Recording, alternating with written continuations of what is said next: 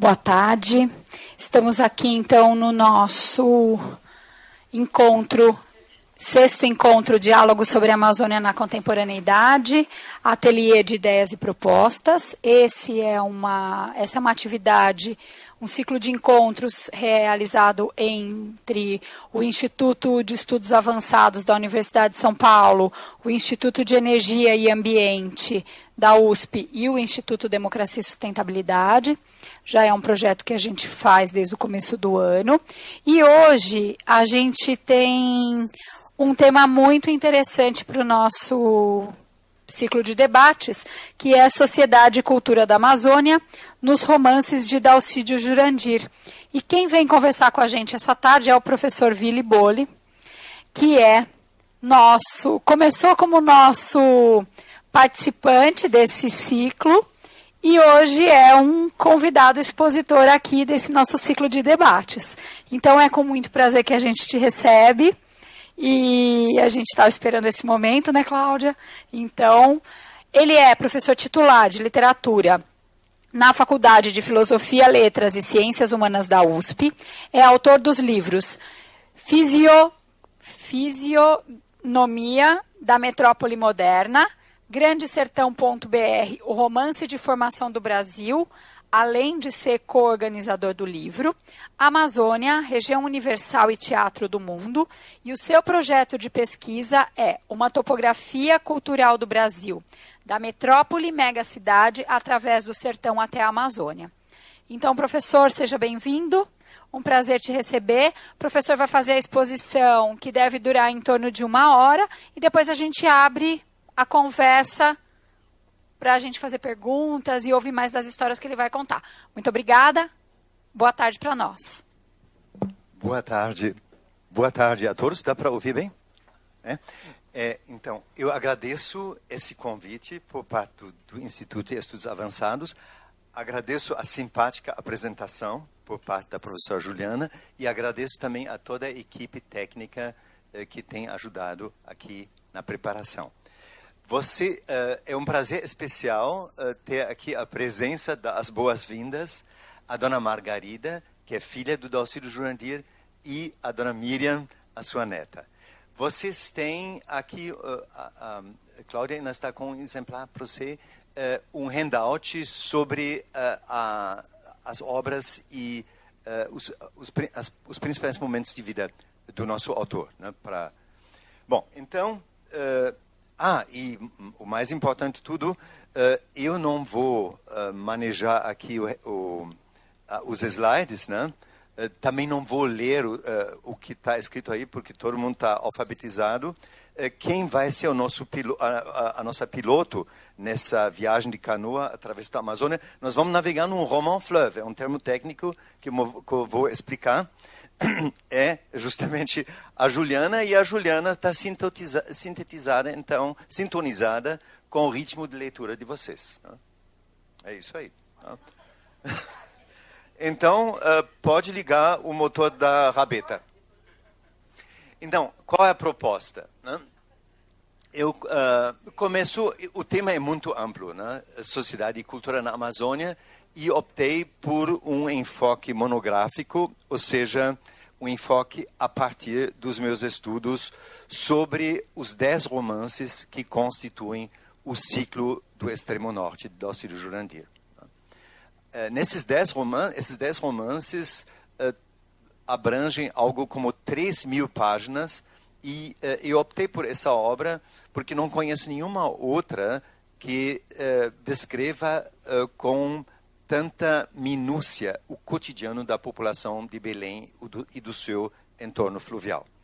O tempo da ação dos romances é a década de 1920. Começa praticamente em 1920 e vai até 1929, 30, acompanhando o caminho de vida do protagonista Alfredo, dos seus 10 aos seus 20 anos.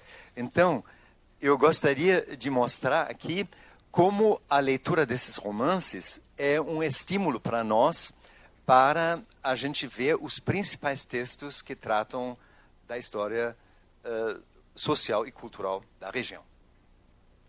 Um retrato do escritor,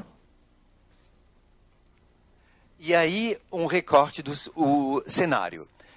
No meio, a Ilha do Marajó, onde se situam os primeiros 3 romances. Em vermelho, um pouco mais ao norte, a vila de Cachoeira do Arari, onde o escritor passou a sua infância e início de adolescência.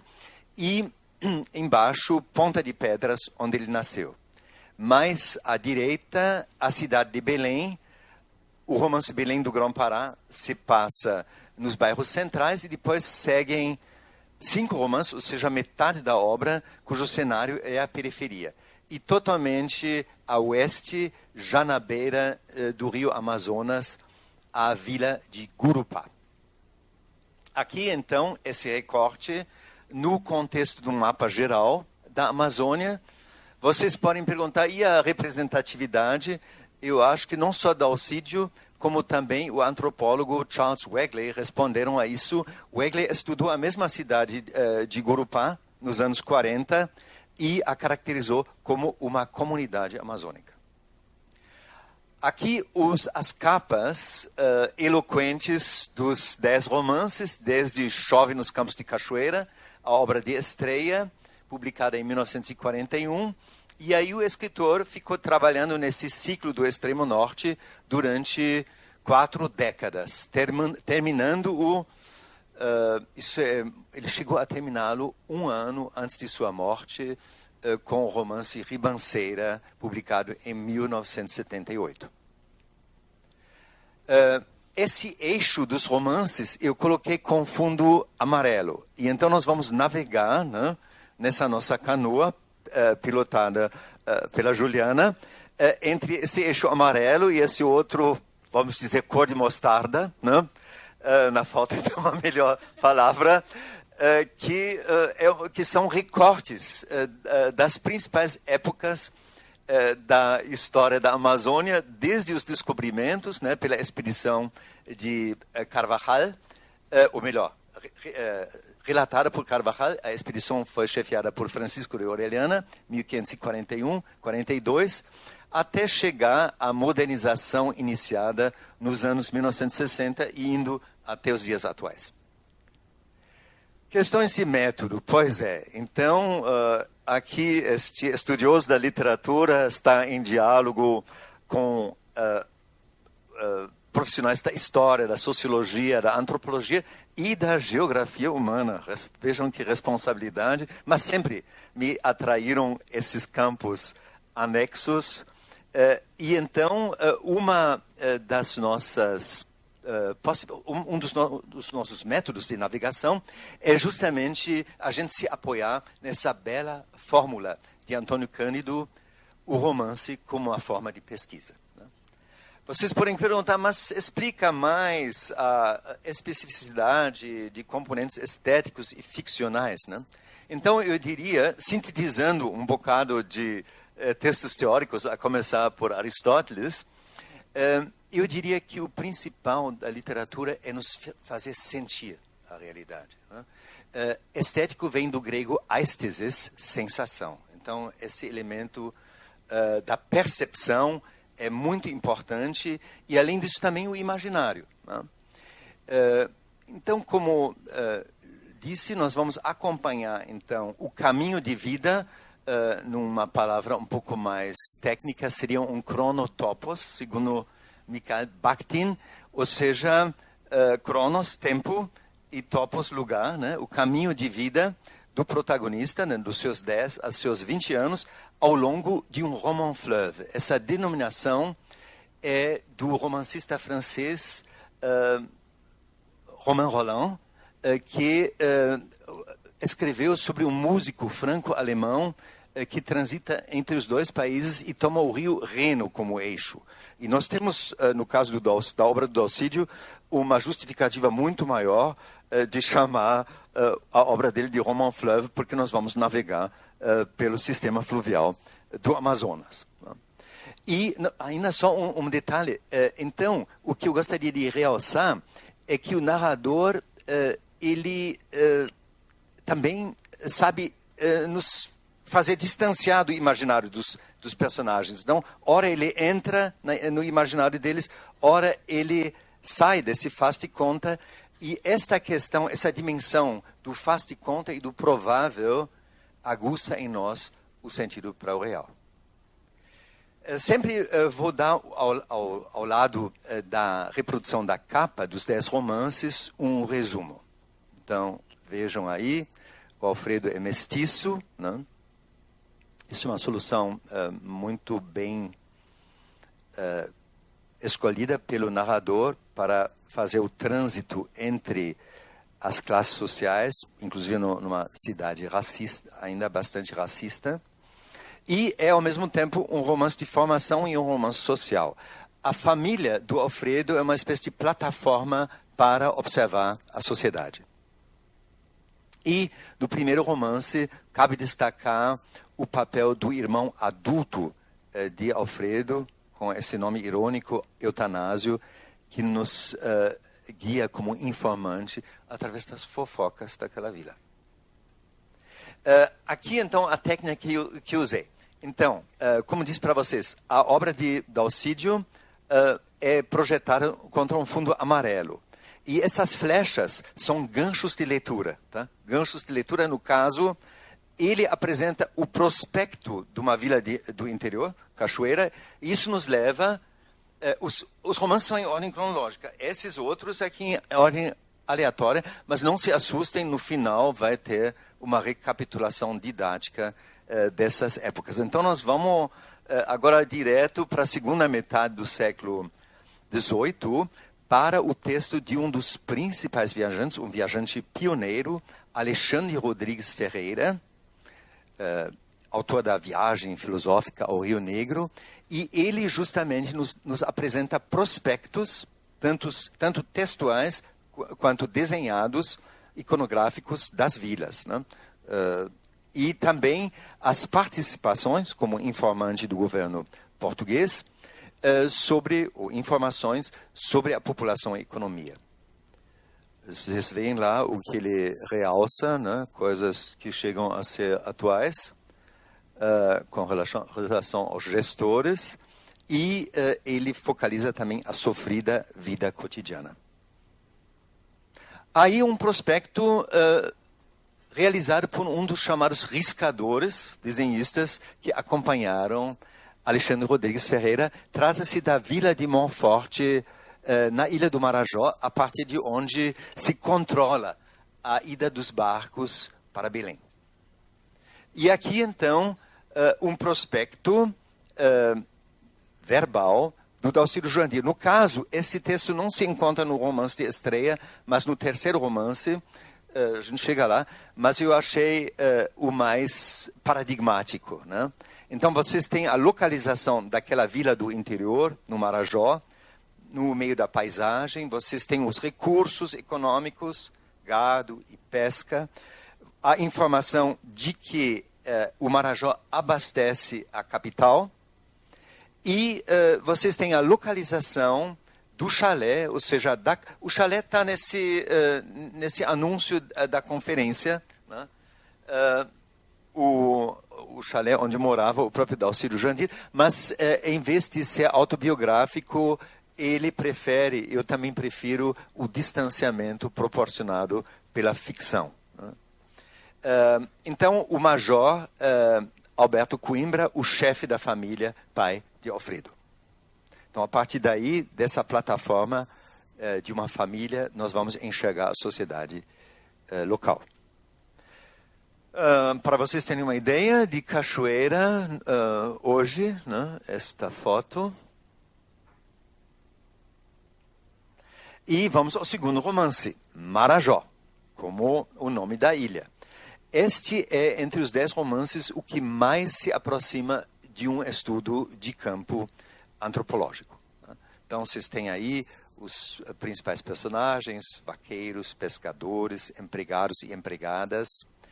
E de lembrar que no início dos anos 1920, a gente estava, apenas as pessoas estavam há 30 anos e pouco da abolição da escravidão. E nesta obra, e só nela, Dalcídio experimenta um outro tipo de protagonista, Missunga, filho de um latifundiário. ganchos de leitura. Então, nós temos esta visão de um dos coronéis, um dos latifundiários, né? Depreciativo é vaqueiro, ainda é índio. E isso é um gancho de leitura para os textos iniciais. Então, aí a gente agora está focando Gaspar de Carvajal, que relatou a primeira expedição, a de Francisco de Orellana, e um século depois, quando Belém já tinha sido fundada, a cidade vai fazer 400 anos, em 12 de janeiro do ano que vem. Então, Belém foi fundada em 1616, e de lá partiu a expedição do então governador Pedro Teixeira, e quem descreveu, ele foi de Belém até Quito, no Equador, e de Quito, Rio Napo e Rio Amazonas abaixo. Eu tive o prazer de fazer essa viagem em 2007 em companhia da minha mulher, e o resultado foi o livro Amazônia, Região Universal e Teatro do Mundo. Então, a Cunha, os dois, então, cultivam uma visão negativa dos índios, né? Bárbaros, selvagens, idolatrando deuses falsos, e isso é uma forte justificativa para submeter os índios, para escravizá-los. E então tem esses dois projetos, esses dois aspectos do projeto de colonização, a visão negativa dos autóctones e os mitos do Eldorado e do Paraíso. Voltando ainda ao romance Marajó, nós temos referências a fazendas e engenhos dos jesuítas, onde trabalhavam justamente escravos, índios e também negros, e a descrição do já citado coronel e o seu séquito de serviçais, como nos tempos coloniais. Aí, então, um avanço no tempo, a época que vai de meados do século XVII até meados do XVIII, os textos dos três principais padres jesuítas. Uma citação de Antônio Vieira. Vejam bem, ele faz uma brincadeira, um trocadilho com o rio Amazonas e o chama de Rio das Almazinhas, né? E o maior bem, não só no sentido espiritual, mas também no sentido material, era mais rico na Amazônia, que tinha maior número de escravos. E o padre Samuel Fritz se destacou como defensor decidido dos índios. E vejam esta frase eloquente do padre João Daniel: os índios são as mãos e os pés dos europeus. Está tudo dito. Essas informações de textos-fontes são complementadas pelo estudo do historiador Azevedo, que, então, retoma esse item que a principal fonte de riqueza era a mão de obra indígena e os meios de consegui-la. Os jesuítas, ao longo do tempo, organizaram de forma cada vez mais mercantil as suas missões, e isso acabou resultando no maior conflito de toda aquela época histórica, que foi dos colonos particulares que invejaram os missionários, e o governo se aliou aos particulares. Esses trabalhos impostos aos escravos nós vamos ver também testemunhos na época mais recente. Essa fotografia, sem dúvida identificam de que se trata. Eu tirei essa foto no Museu do Marajó, são marcas de ferro. Então, com essas marcas, os latifundiários marcaram os seus gados e, nos casos extremos, castigavam os escravos.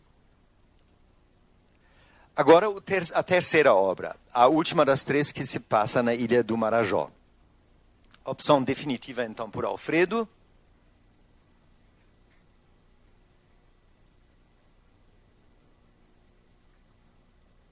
E aqui vocês têm uma explicação do título, né? Casa 1, a da família de Alfredo. Casa 2, a da vizinha Lucila Saraiva. E a terceira casa é uma fazenda chamada pelo dono de Marina Tambalo. Vamos ainda comentar. E importante é a luta do jovem Alfredo pela sua formação escolar. A escola, isso é algo que atesta a atualidade do Dalcídio Jurandir até hoje, é um fator estratégico na luta entre as classes sociais. Então, por parte daquele fazendeiro, do filho de fazendeiro que assume a fazenda Marina Tambalo, nós temos a visão da Amazônia como um paraíso, né? Basta lembrar, então, os primeiros cronistas, mas também o estudo paradigmático de Sérgio Buarque de Holanda, justamente com esse título, Visão do Paraíso. E nós temos um caroço de Tucumã simbolizando o refúgio do menino Alfredo no mundo mágico.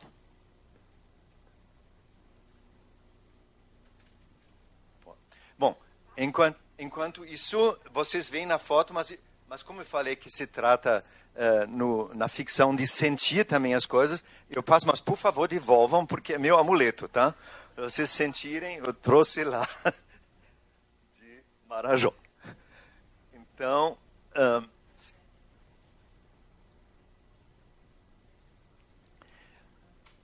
adelante.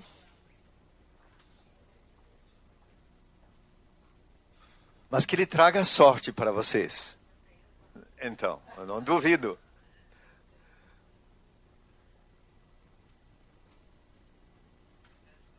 Pilota? Então, várias dessas, se não descontam do meu tempo. Bom, então ali nós temos o Museu do Marajó, que foi fundado por um dos interlocutores de Dalcídio Jurandir, o Padre Galo. Eu tive o prazer de conversar com ele ainda em 1990, e lá vocês têm então um riquíssimo acervo. A quantas andou o museu de hoje? Quando eu estive lá, a última vez, ele estava bastante decadente.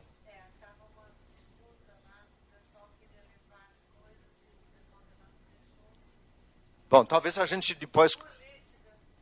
Depois talvez a gente focalize. Então vocês têm desde a fauna, a história de índios negros, caboclos, até justamente informações sobre os saberes populares, né? E agora vou dar 2 exemplos. Aí justamente uma das coisas bem interessantes é um museu interativo, né? Um computador manual, como disse na época o Padre Galo. Obrigado, Cláudia. É verdade, gente. Muito bem. Então, aí nessas tabuletas, um conjunto de tabuletas, né, onde vocês podem ler várias falas dos caboclos. Dalcídio esteve muito atento a essa questão. E mais uma coletânea, outro foco dele, as lendas da Amazônia. Então, vocês têm aí essas tabuletas, né, com desenhos e descrições das diversas lendas. E vocês vão perguntar, mas que lenda? Então aí está uma. É a lenda da cobra grande, a cobra como mãe da água. Ou seja, a lenda diz o seguinte, nos sulcos que ela forma, né, a geografia confirma isso, né? Os sulcos que ela forma, então, viram igarapés e rios, né? Então, está comprovado aqui por esta... foto do rio ao lado de Belém. Discussão sobre a cabanagem. Agora eu vou precisar de 2 atores. Vocês 2, por favor. Você faz o papel da mãe de Alfredo, Dona Amélia, e você faz o papel do pai. Porque o que eu queria realçar é o seguinte ainda. O Dalcídio dá muita importância ao folclore. Precisa dar, para quem estuda a cultura popular. Mas ele não é folclorista no sentido de idealizar aquilo. Ele mantém o distanciamento crítico e, justamente, uma prova são os elementos políticos que têm o mesmo peso na obra dele. Dona Amélia. Não acho nada demais o que fizeram os cabanos aqui. Foi ainda pouco. Perdão. Mas mataram meu avô no engenho. Minha família passou escondida em Belém, sem sair durante o tempo do Angelim. Podiam ter razão, mas a razão nunca é bárbara. E os meus parentes e os caboclos mortos pelos correligionários de seu avô português? Então, Então, recorda que da parte da mãe havia também parentes seus envolvidos com os cabanos. Meus.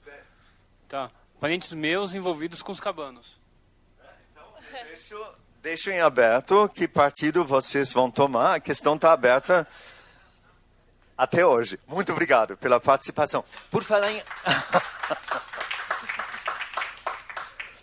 falar em Angelim, que foi um dos líderes cabanos, é o seguinte, ele escolheu de propósito o nome dessa madeira, que é um símbolo de força e resistência.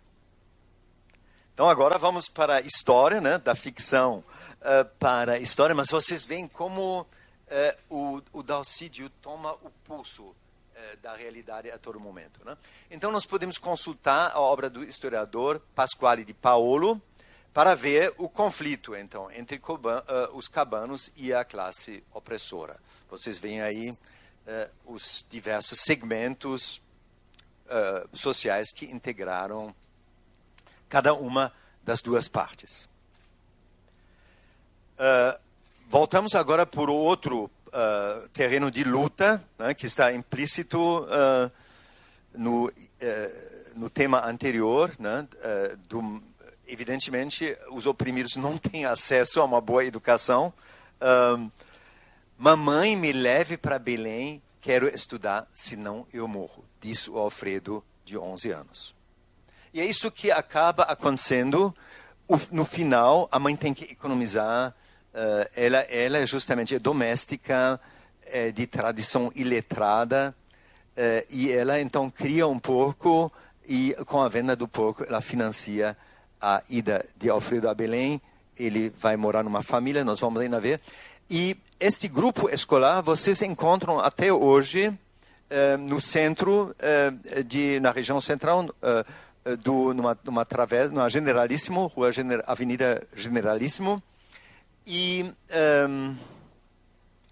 isso é mais um exemplo de como o romance de Dalcídio Jurandir é ficcional e ao mesmo tempo documental. Bom, agora estamos em Belém, com esse livro intitulado Belém do Grão-Pará. É uma das fontes mais interessantes para a gente se informar sobre o declínio, a época do declínio da borracha, que aconteceu a partir de 1912, 13, né? E retrospectivamente sobre a época, o auge, o boom da borracha.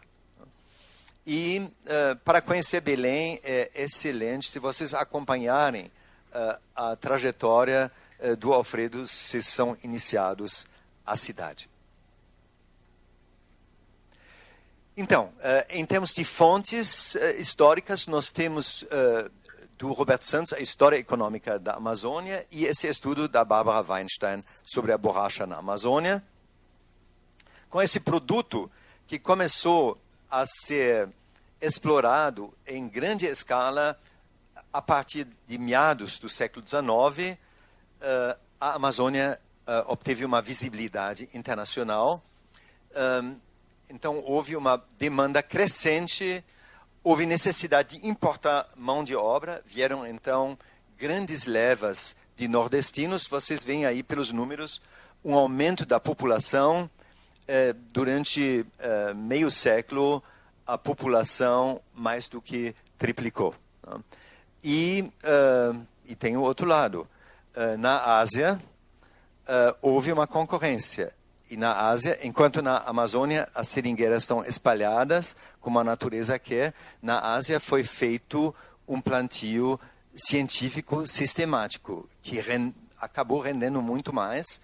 Houve o tal do roubo das sementes por Henry Wickham, em 1876. E aí, quando essas plantações renderam, houve, na passagem de 1912 para 13, o grande colapso, com a paralisação, o desemprego, a desestruturação da economia da Amazônia. Então, é isso que é o tema, o fundo histórico do livro. Antônio Lemos foi o intendente, o prefeito de Belém na Belle Époque, nós vamos focalizar. O mercado municipal é importante não só por ser um dos prédios principais, ele existe até hoje, mas o pai da família onde o Alfredo está hospedado tinha sido o diretor do mercado municipal. E com a queda, ele perdeu o status e a família empobreceu. O necrotério é o primeiro prédio que Alfredo vê ao chegar em Belém, ao chegar no Porto Ver o Peso. Ele foi criado para se verificarem as causas das mortes das pessoas e prevenir epidemias. E um exemplo de ruína provocada pela queda da borracha é a do padrinho de Alfredo, que é dono de uma casa de aviamento. O sistema de aviamento é uma troca de borracha por mercadorias. Aqui podemos nos apoiar no estudo da historiadora Maria de Nazaré Sarges, que focaliza Belém durante a Belle Époque. Então, justamente aqueles anos, 1897 até 1910, da intendência de Antônio Lemos, são a Belle Époque. A urbanização se faria no sentido de a classe dominante querer transformar Belém numa Paris na América. E outro detalhe aqui, esta citação que exemplifica a ostentação das famílias ricas, o tempo da champanhe, ensopando mangas dos fraques, é tirada do romance do Dalcídio Jurandir. Então, é um exemplo de como o próprio romancista serve de fonte para a história. Olha, então vocês podem, viu, Juliana? Depois de sair aqui da canoa, vai lá na Belle Époque. Existe até hoje, tirei essa foto faz poucos anos, e compre umas lindas fazendas, não? Mas tem o outro lado. Não se assustem. A citação é novamente do romance Belém do Grão-Pará. A família do seu Virgílio, né, ex-diretor do mercado municipal, se muda para um sobrado no bairro Chique. Só que o sobrado está nesse estado, raiz do mato, entranhando-se na parede descascada. Esse prédio está pior ainda.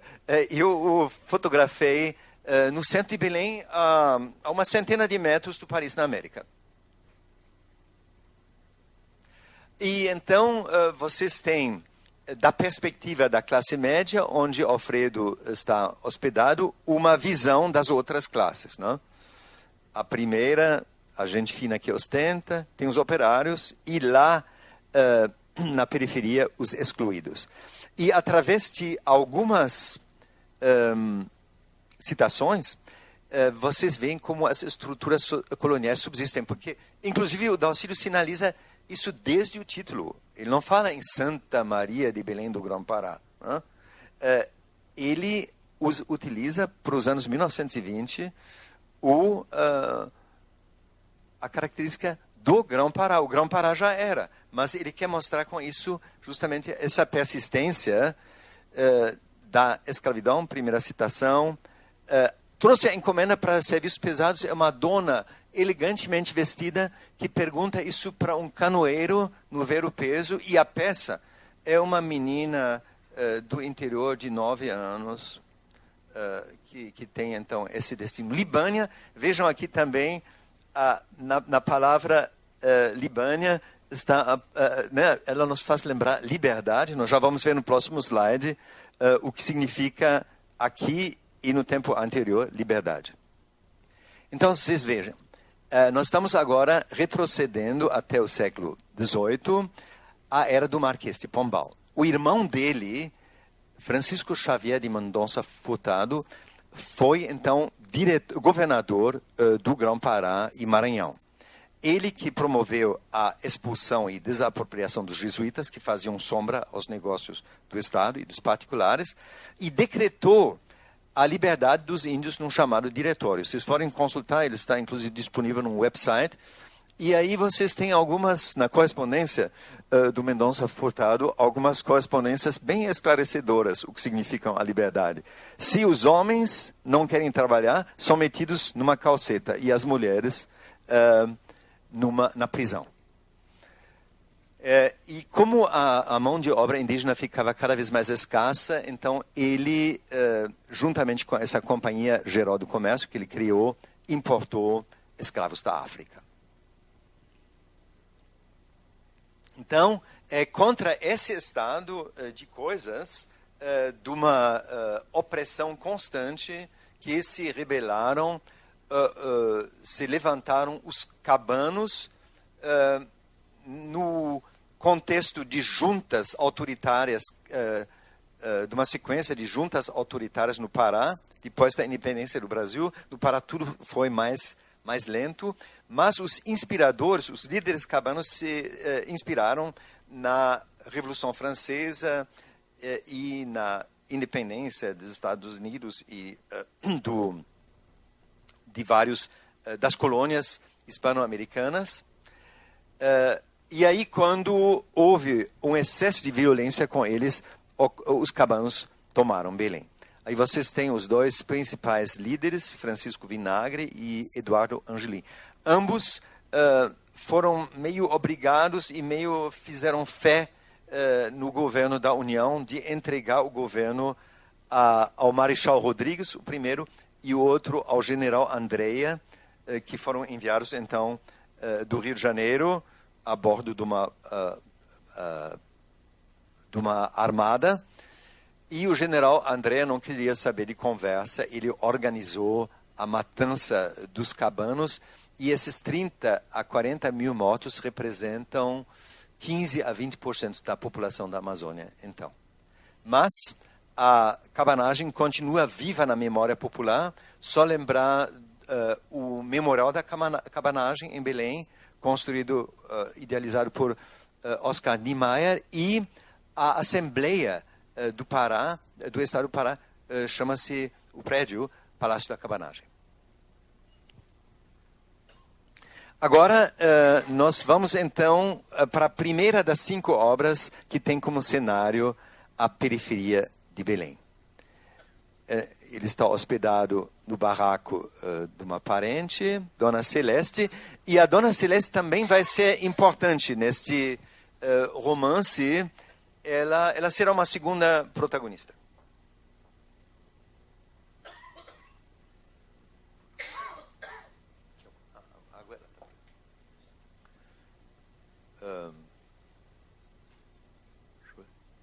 Não, Juliana.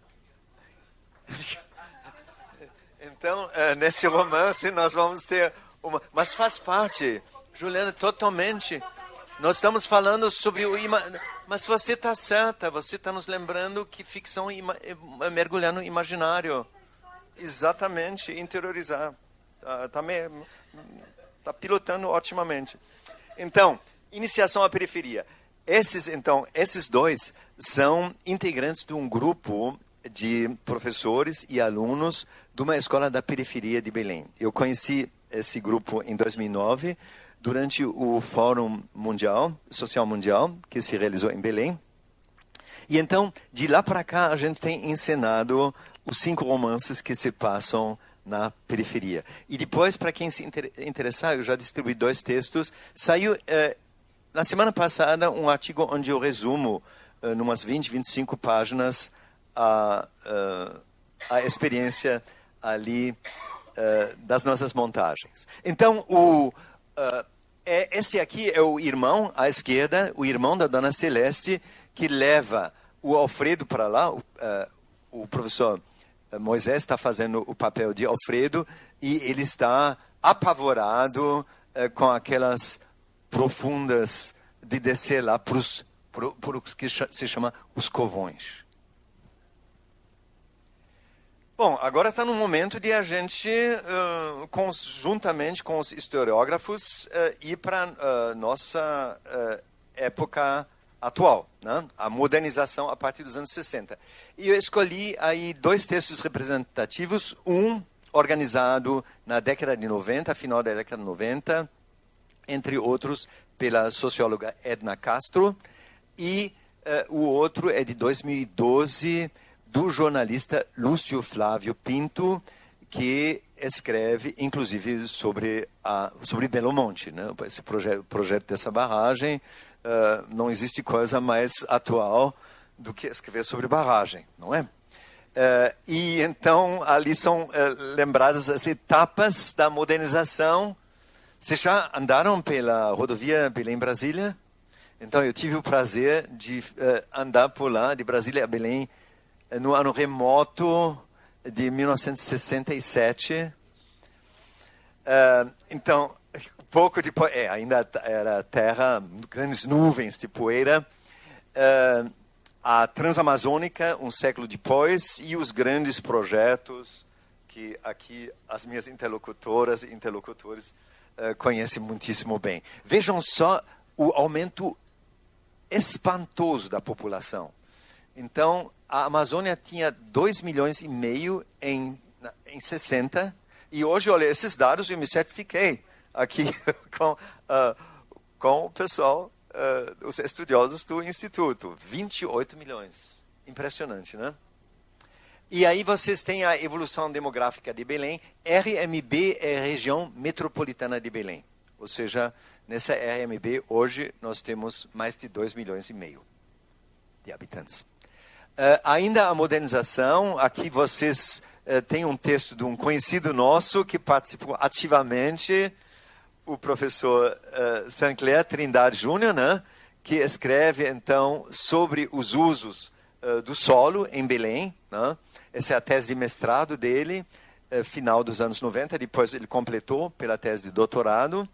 E também nós temos o livro do Edmilson Rodrigues, que foi prefeito de Belém, e também fez tese sobre Belém, com destaque para a periferia, e retomou esses temas no seu livro Os Desafios da Metrópole. Aqui eu gostaria de realçar o seguinte, é uma interpretação minha. O Dalcídio Jandir tem sido caracterizado como romancista regionalista, com prós e contra. Nem vou entrar nisso, porque uma outra me parece mais relevante e mais atual. Já vou explicar. O fato de Dalcídio ser precursor da descoberta, eu vou dizer isso com as palavras do geógrafo norte-americano Mike Davis, Planeta Favela.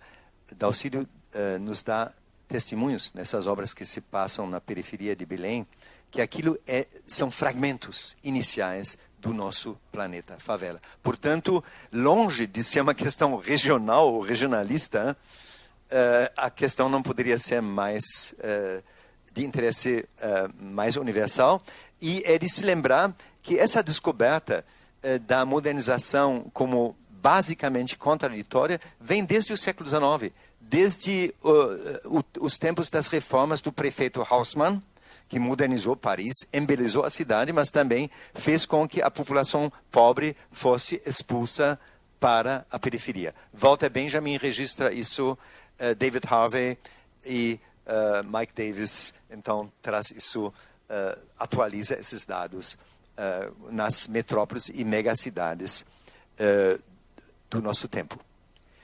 Então, olha só, essa informação, 50% da população de Belém mora em favelas, eu tirei de um artigo da Folha de São Paulo, uns 2 anos atrás. Aí vocês têm os dados conhecidos de falta de infraestrutura e problemas de saúde. Com relação à educação, eu vou tentar ver na minha próxima ida a Belém, ou talvez as colegas aqui tenham os dados. Aqui eu tenho os dados do Edmilson, para 1995. Vejam só, no bairro Nobre de Nazaré, 38% tinham acesso à universidade. Num bairro da periferia como Terra Firme, apenas 3,6%. Vamos ver como é que está a situação. Aí um mapa que mostra, então no meio a região central, os bairros nobres de Belém, no norte os bairros onde se passam aqueles romances de Dalcídio Jandir, aqui no sul também baixadas, e em cor roseada o bairro de Terra Firme, que faz parte das baixadas, que fica ali em frente ao campus da UFPA e de lá, de terra firme, vêm os alunos e professores com os quais montamos os romances do Dalcídio. Nesse romance, a Dona Celeste, que também tem algo de um lado sofisticado, mora no barraco, ela chama o filho Belerofonte. Se vocês forem verificar na Ilíada de Homero, vocês vão ver que Belerofonte foi o herói mítico que venceu as Amazonas. Então, mais uma referência. E o outro lado, né, menos épico, é que a empregada é tratada como escrava. Agora, eu acho que você fez tão bem o papel. Escolhe alguma, talvez melhor não usar alguém aqui, escolhe uma empregada imaginária e fala o que ela tem que fazer. Você é a patroa. Tudo é da patroa? Tá. Você fala lá para essa pobre coitada, então são duas professoras. Vieste para me servir. Servirzinho um pouco bastante que quero para o movimento de fogão. Encher o pote, rachar um pau de lenha, o lixo na baixa, a vigiação do porco, o asseio no quintal, atender ao Belerofonte, ir numa compra, tirar de minha mão certos cuidados.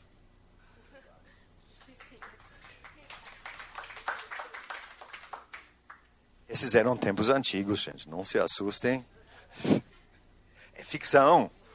É ficção. Então, a própria patroa, a Dona Celeste, ela sente o peso daquela vida rotineira na favela e faz as suas tentativas de evasão que nós tentamos representar no teatro dessa forma. Então, na frente aqui, a nossa Dona Celeste, toda, né? No meio, as duas... Nós fizemos essa apresentação na UNAMA, que gentilmente, na Universidade da Amazônia, em Belém, que gentilmente nos cedeu espaço. No meio, as duas fofoqueiras. Porque Dona Celeste faz esse passeio todas as quartas-feiras, à tarde, ela se arruma, né? E o marido não pode saber. Tá?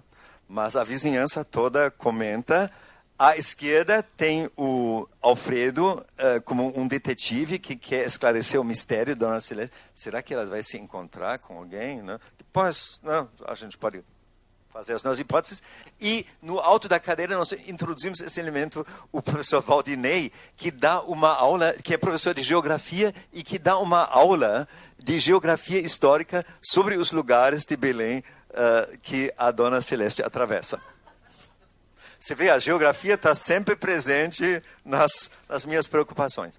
E agora, essa citação é um pouco longa, vão ler, eu vou só lembrar as palavras-chave, mas é um comentário que achei muito pertinente de um dos meninos que integraram o nosso grupo de atores. Tá? Então, ele, em síntese, ele diz... o que a Dona Celeste expressa é algo da própria realidade, que eles vivem lá na periferia. Né? Eles moram na favela, mas ninguém os impede de passearem nos lugares melhores. Né? Então, nada impede esses jovens de sonhar como a Dona Celeste sonha. Então, mesmo morando na Baixada, eu achei muito bonita aqui essa formulação dele, ela pode ter o sonho de desfilar nessas avenidas importantes, cheia de glamour, cheia de prosperidade, toda. Ele chega então à seguinte conclusão, vem à cabeça dele então, que os sonhos não são só para os que têm dinheiro, os sonhos são para todos. O romance seguinte, primeira manhã, subentende-se primeira manhã no ginásio. Então, Alfredo conseguiu a proeza de entrar no ginásio, mas as aulas são uma grande frustração. Pois é. Vocês já vão...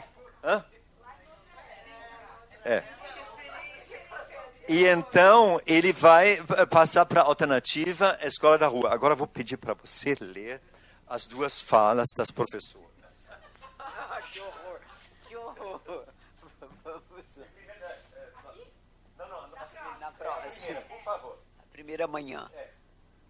Surge perianto em pompa, eril a forma egrégia. Então, vocês, por favor, vocês não querem comentar a frase da nossa professora? Gente, Cláudia, por favor. Não tem vários doutores aqui, gente. Bom, Coitadinho então, do menino não, de 16 anos. então. Coitadinho do menino de 16 anos. Não, mas ele já tem mais. Ele tem 16, mas os outros têm 12. E essa escola é real. Só que o Dalcy, discretamente, ele não revela o nome da escola, né? Mas é lá, vocês podem encontrar na Praça da Bandeira. A Maia Chopana, pobre, mas feliz, onde gorjeia gárrula a infância no descuido da felicidade rural. Deixa aqui dar uma. E... Isso, então, com isso você pode se consolar, tá?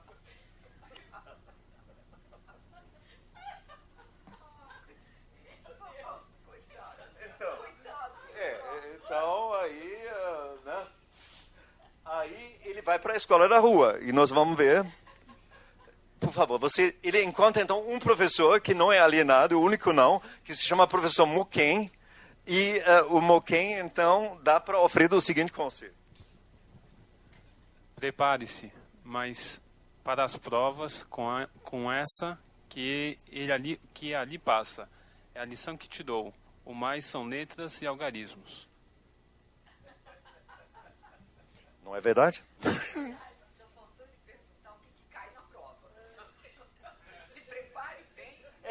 Mas justamente, olha, ele pergunta, essa é a resposta que ele dá. Ele justamente solicita ao professor de prepará-lo para a prova e ele dá essa frase que... A preocupação do fundo é o que cai na prova.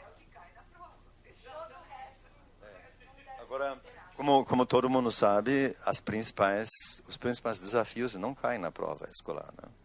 Então, por isso, é bom a gente ter um autor de ficção, um grande romancista que nos lembre isso, né? Mas vamos à realidade. A Amazônia, então, o número 4, porque a gente está navegando aleatoriamente pela coluna de cor mostarda, de fundo mostarda, né? Na falta de uma melhor palavra aí para a cor. E então, projetei esse porque, tanto no relato de viagem do naturalista alemão Martius, quanto também do historiador Baena, tem não só uma descrição das classes sociais, da economia e da máquina administrativa, mas tem informações consistentes sobre as escolas. Lembrando que já Alexandre Rodrigues Ferreira toca nessa questão. E como vocês veem aí, mas isso é século XIX, gente, início do século XIX. Houve então 6 escolas de primeiro grau e 4 sem professor. Agora, por outro lado, Juliana, para quem fazia parte da classe mais alta e tinha acesso ao segundo grau, a gente tinha, se lembra, latim, filosofia, retórica. Então, tudo bem. Naquela época. Vamos para a Ponte do Galo. Então, é um lugar real, entre as baixadas e o ponto de embarque para Marajó. Então, esses grandes contingentes de imigrantes que vieram justamente desde o fim do ciclo da borracha, não tinha mais emprego lá. No Romance Marajó, vocês têm a descrição da evasão dos trabalhadores. Eles vêm para Belém em procura de trabalho e aí foi se formando esse cinturão de pobreza que tanto o Trindade Júnior quanto o Edmilson Rodrigues descrevem com detalhes. E Alfredo, então, na vagabundagem, só que esta não é a visão do narrador, que se faz presente através desse conselho dado pela mãe. Eu vou pedir para você, Margarida.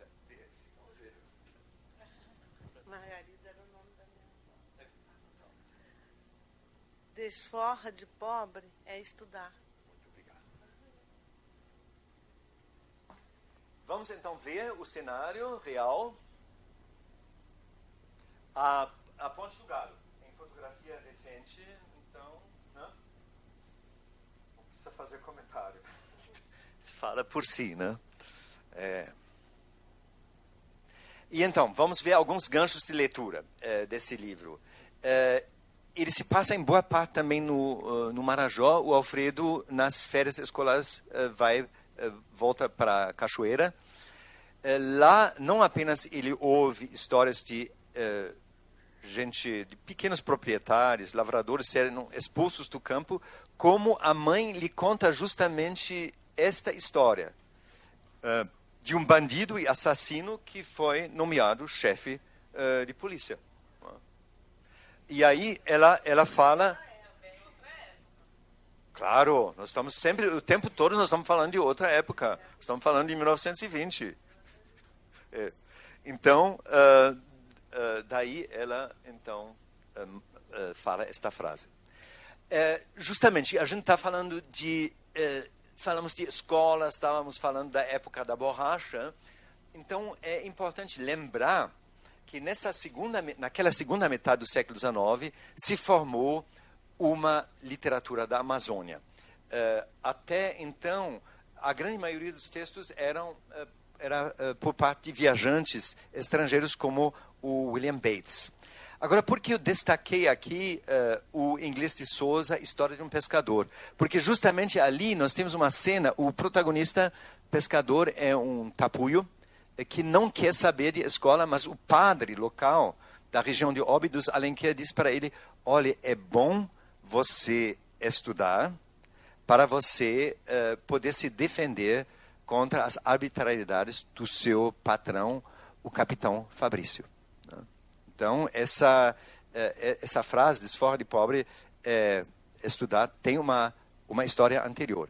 Outro autor importante da região é José Veríssimo, que nos seus ensaios amazônicos tem um texto sobre a população miscigenada, né? Que é o resultado justamente da mistura dos brancos com os índios. Isso foi, aliás, um ponto da política do Francisco Xavier de Mendonça Furtado, que queria aumentar a população para defender a Amazônia portuguesa contra os outros concorrentes.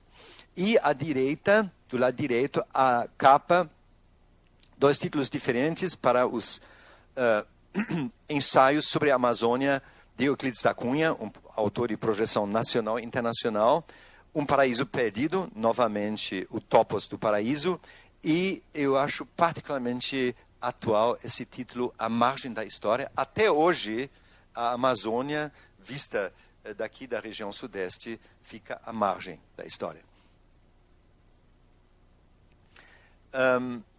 O romance Os Habitantes, então, é o antepenúltimo.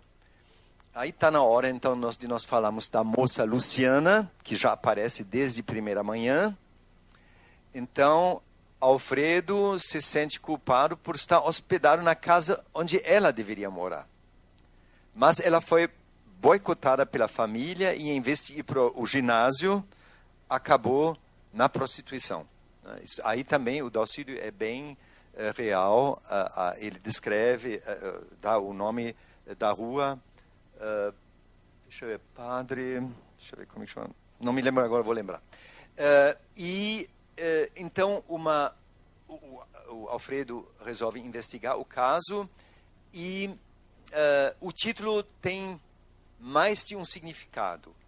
Pode ver no próximo slide também. Pode se referir tanto, e sem dúvida, a primeira referência é aos habitantes da casa, a irmã invejosa de Luciana acaba tomando conta, mas também os moleques do subúrbio visam essa casa e levanta-se com isso a questão mais ampla dos sem moradia na Amazônia. Nós estávamos falando de habitantes, de população, então mais um retrospecto sobre a Belém no início do século XX, quando começam a surgir estatísticas mais consistentes, mas ainda assim divergentes. Isso explica a diferença entre os números mencionados por Márcios e por Baena. Vocês veem, em todo caso, a região era bem despovoada. Agora, penúltimo romance. O título do conjunto, Na Favela Onde Mora Alfredo, não poderia ser mais eloquente, né? Não se assuste. É interessante essa família de latifundiários que cobram aluguel lá, na favela, eu descobri no estudo do nosso colega Sancler Trindade que houve uma família, de fato, Lobos, que era proprietária de boa parte das periferias. Então, o lado documental nos acompanha, né? Então, os principais interlocutores são uma professora empobrecida, Nivalda, e também um migrante, seu Almerindo. Agora, a periferia, isso eu quero deixar bem claro, juntamente com o Dalcídio Jurandir, não é só miséria, tem rituais e festas que são exemplares no sentido de fomentarem a união da comunidade. Nós vamos ainda ver isso mais de perto. Aí, então, como resumo desses 5 romances que se passam na periferia, o acúmulo dos problemas, né? Desde a exploração de menores, que continua até agora, até a vida, o viver no lixo. Vocês podem achar isso talvez um clichê, mas essa foto do bairro de Terra Firme é real. E essa foto eu tirei de um local a 200 metros da escola, onde ensinam os professores e estudam os alunos do nosso grupo. Para completar mais uma. Bom, mas vamos ao Cordão de Pássaros e Boi Bumbá, se bem que nós vamos tratar disso ainda com relação ao último romance, no qual nós vamos entrar agora. Então, Gurupá, as margens do Rio Amazonas. Alfredo está com 20 anos e faz o papel de secretário. Aí é muito interessante como nesse último romance do ciclo de Dalcídio, tem uma superposição das tarefas do escrevente, que é Alfredo, e do escritor, que é o próprio criador do romance. Então, nós temos um retrato de todas as camadas sociais e eu realçaria particularmente o seguinte, lembrando o primeiro romance. Agora, o próprio Alfredo, adulto, caminha de fala em fala, né, ao conversar com as pessoas, colhendo palavras na boca do povo, e esses falares são registrados como documentos da memória cultural. Isso me parece a contribuição principal do Dalcídio. Essa é Gurupá, em foto recente. Então, o romance fala da situação econômica do interior. Inclusive, tem uma cena em que os moradores se lembram daquele apito, 1913, que anunciou a queda dos preços da borracha. E, no final, o romance fala, como Dalcídio também no artigo de jornal, fala então de atividades econômicas tradicionais e de alternativa à extração madeireira, que tem sido comentada por muitos, e as suas consequências, por muitos dos colegas que falaram aqui nesses 2 ciclos de debates.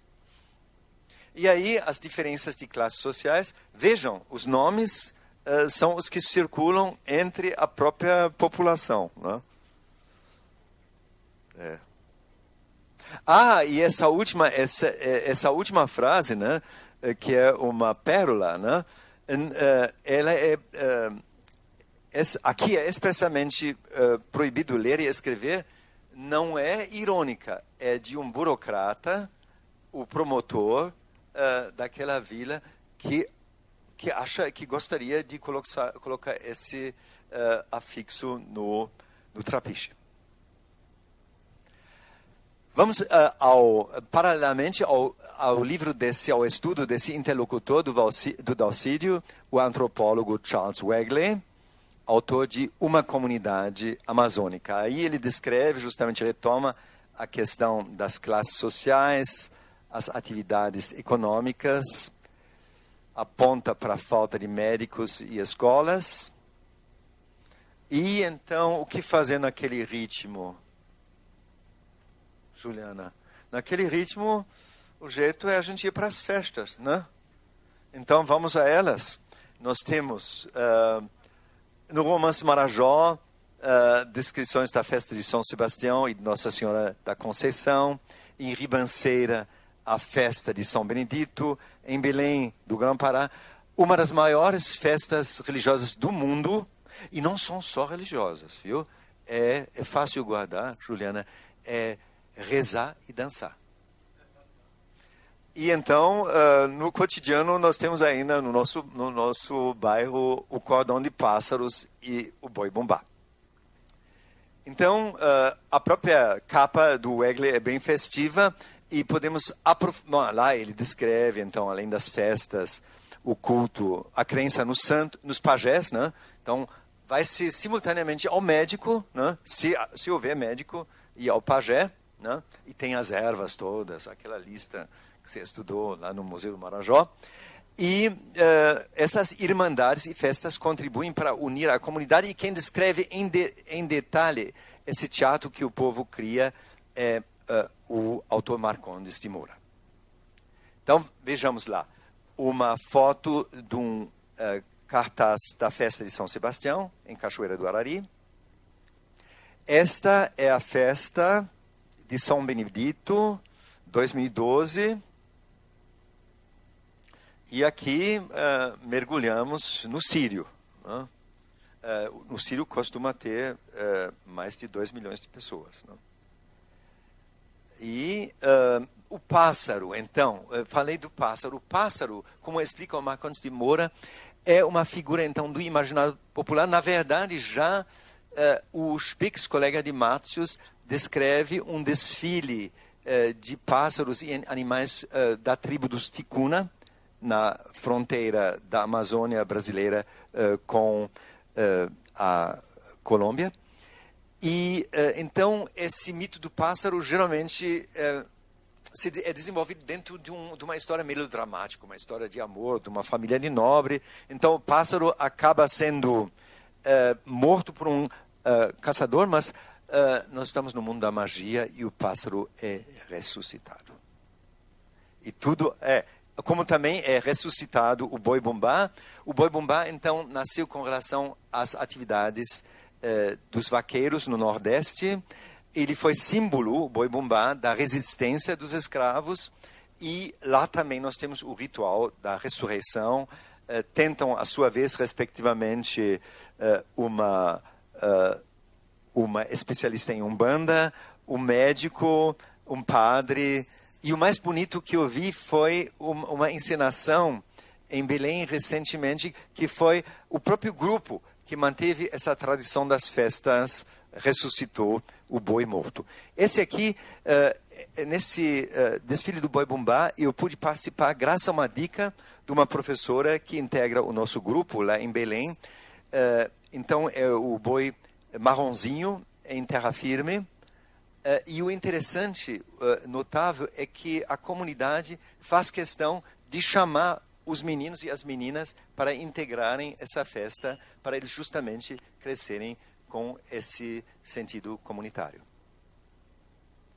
Agora chegamos no fim, vimos os 10 romances, e então como esses diversos momentos da história social e cultural da Amazônia foram projetados em ordem aleatória. Eu coloquei aqui um resumo didático, né, em ordem cronológica. Só para vocês, então, relembrarem. Né? Acho que...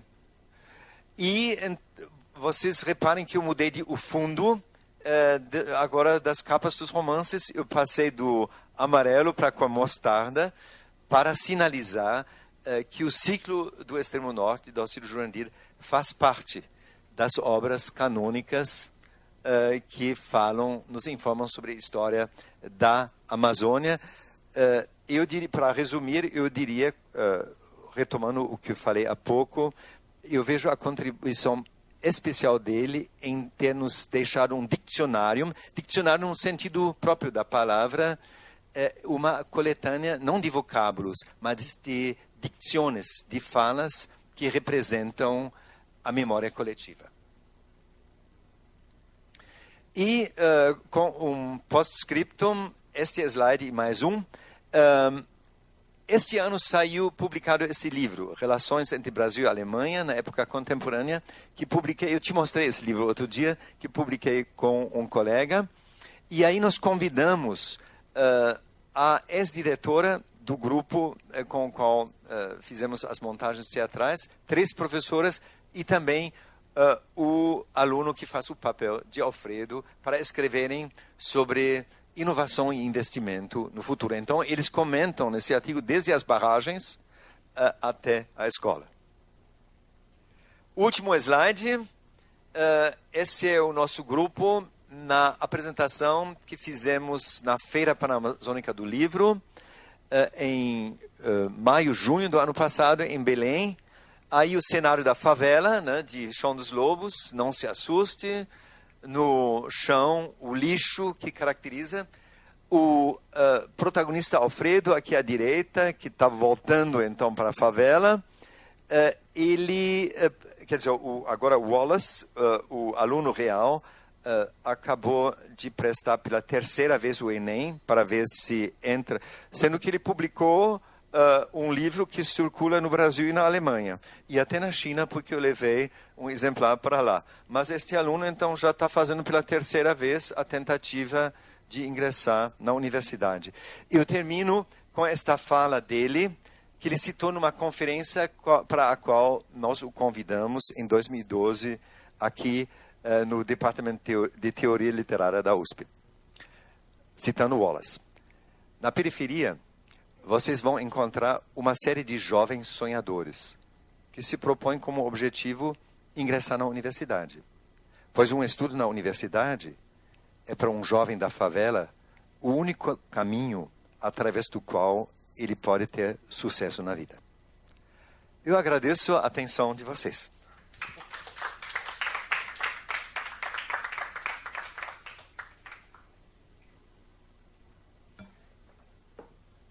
Bom, Nelly, como... Segue? Segue? Depois tomamos o café. Bom, como a gente imaginava, foi uma tarde de histórias. Por um lado, vou fazer uma consideração. Muito interessante ver como uma obra literária do século, né, passado, como o senhor bem colocou, muito distante do que a gente vive hoje, dessa era digital e dessas conexões com todo mundo, pode trazer um fio condutor das questões que a gente ainda enfrenta. Então, muito interessante essa leitura colocada e esses pontos trazidos da literatura para a parte da história, e eu acho que para o cotidiano realmente, que hoje, talvez a Nelly concorde comigo, traz uma amarração do que tem sido esses nossos encontros. Porque vários pontos que foram mencionados pela história que o senhor conta essa tarde fazem amarração com o que a gente vem conversando desde o nosso primeiro ciclo. Quer dizer, questões como a dificuldade de igualdade, a desigualdade social, a questão das cidades, o enfrentamento com as questões econômicas, a relação de como era uma fonte, uma questão econômica, que eram os seringais, e passa a ser a extração madeireira, e a consequência que isso tem na sociedade, que foram trazidos, como o senhor bem colocou, por diversos dos nossos expositores aqui nessa conversa. A questão da educação, quer dizer, como ainda continua sendo um fator muito relevante na sociedade brasileira e que ainda continua tendo essa dificuldade de o senhor mostra tantas escolas com menos da metade de professores. Quer dizer, são questões muito interessantes trazidas pela obra literária que condizem com o jornal de hoje. Se a gente abrir qualquer um dos jornais, a gente vê essas questões. E isso colocado no contexto da Amazônia me parece uma forma muito interessante de entender não só o imaginário da região amazônica, mas a realidade também. Então, quando o senhor faz o paralelo dos romances de Dalcídio Jurandir com os outros, tantas obras de história ou literatura, ou ainda os estudiosos sociólogos, como o caso do Sancler, que tem participado com a gente, faz esse contraponto esse ponto de encontro entre essas obras, trazendo para a gente uma realidade do que é a Amazônia hoje. Então, muito interessante essa forma de apresentar a Amazônia para a gente pela literatura. Eu acho que foi talvez uma das palestras mais inovadoras que a gente teve aqui nesse ano, não, Nelly? Eu podia ficar falando horas aqui, porque eu estou realmente muito encantada. Então, só tenho que te agradecer. Tem um monte de perguntas, mas eu vou me liberar do microfone. Tá. Eu vou aproveitar, tá, né? Eu vou aproveitar também, Mili, primeiro para me desculpar o atraso. Eu saí antes da 1 lá da EASH e levei exatos 1h40 para chegar de lá fazer 30 quilômetros, né? Mais ou menos isso. Então, bom, me desculpe o atraso.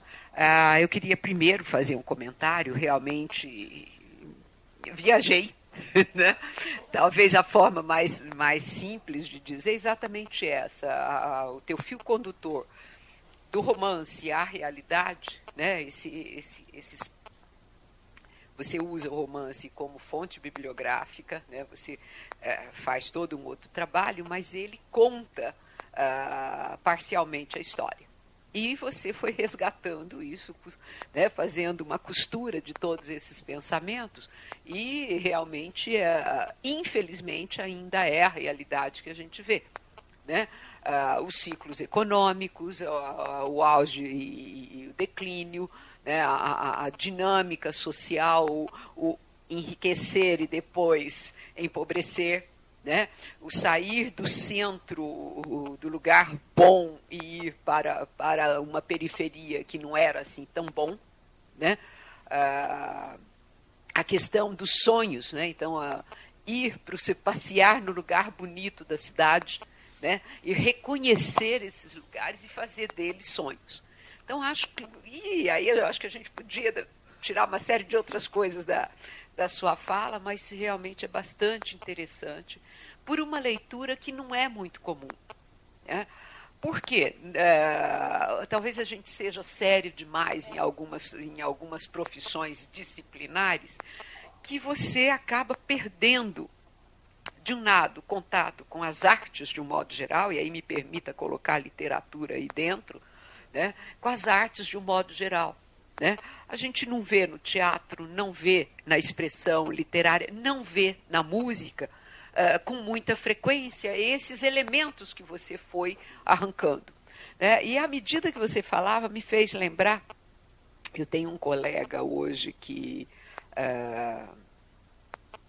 Bernardo Mansano, eu acho que você já deve ter ouvido falar dele. Ele foi praticamente o mentor intelectual do MST, né? Então, todo um processo de luta pela terra, de formação dessas lideranças, de formação dessas pessoas. Mas o interessante é que ele começou com o trabalho dele, não me lembro se era TCC, a formatura, ou já o mestrado, mas eu acho que era a formatura, é a geografia da canção, né? Então, a leitura da música e, a partir disso, extrair, né, percepções geográficas, falas geográficas, enfim. E você fez isso com a literatura, jogando para o espaço. Então, um espaço amazônico que até hoje, um pouco do que você falou, talvez me permita pensar no seguinte: hoje a gente ainda vê uma Amazônia desconhecida do restante do país. Um eterno, pelo menos por onde eu frequento, uma eterna reivindicação de me ouçam, né? A Amazônia tem gente, 28 milhões de pessoas, só que esses 28 milhões de pessoas não foram todos nascidos lá. Foram, né, levas e levas de imigrantes em toda essa história. Mas quem está lá hoje se sente, né, tem uma capacidade de pertencimento, de se sentir do lugar, e achar que quando você está falando do lado de fora, você está falando sem conhecimento de causa. Então, mostra um pouco isso, o seu romance, os romances do Dalcídio, no sentido de que ele evolui, ele mostra as evoluções, mas, ao mesmo tempo, ele mostra olhem como eu interpreto esse espaço que eu vivo. Por que Grão-Pará, né, quando não era mais Grão-Pará? Né? Porque a cabanagem ainda está na memória popular. Para mim, a memória popular está marcada desse jeito, né, eu ainda tenho que romper, eu fui anexado, talvez seja esse um adjetivo. Eu fui anexado à força ao resto do país, mas o resto do país não me conhece. Então, esta memória bate, né, está sempre sendo reivindicada. Se nós fizermos também uma linhazinha juntando o que a gente falou nesse ciclo, no primeiro e agora nos debates do primeiro e do segundo, você tem mais ou menos isso. Você tem uma reivindicação de que há uma especificidade muito local e que a gente fala, mas desconhece ainda, conhece pouco. Né? Então, presente nessa literatura do me ouçam que eu sou assim, né? Me ouçam que é assim que eu interpreto, com todas as contradições que lá tem. Então, achei muito interessante. Também, como a Juliana, poderia ficar especulando em cima do que você falou bastante tempo.